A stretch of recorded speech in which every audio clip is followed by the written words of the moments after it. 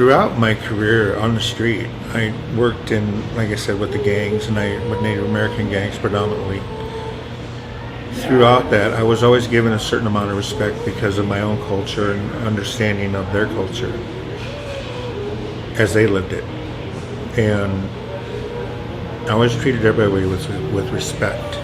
That was huge for me. I used to like to rebuild classic cars, and I had one of my cars there and me in uniform. So I wanted people to see that and know that I had other interests besides just being a police officer.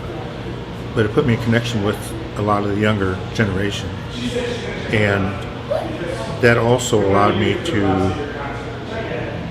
be in touch with the gang members, be in touch with what I was doing.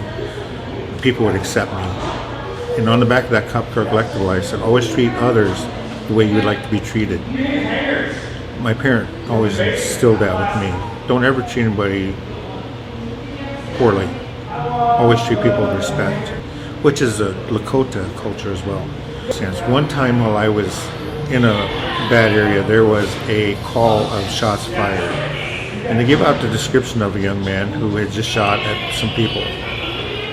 And I went immediately, I was close, and I went immediately to that location. I thought, well, okay, I'll come in this other way. Well, sir, there he was.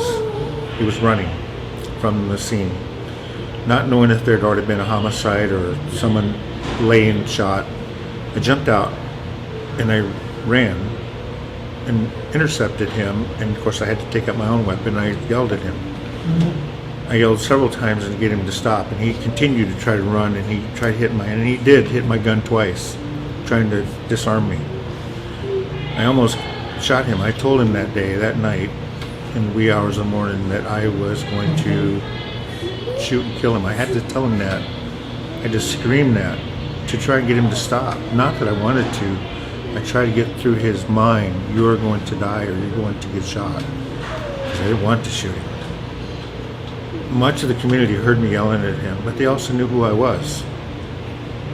So, not to denigrate another officer who was not of color, but had he said that, there would have been huge issues that had risen from that.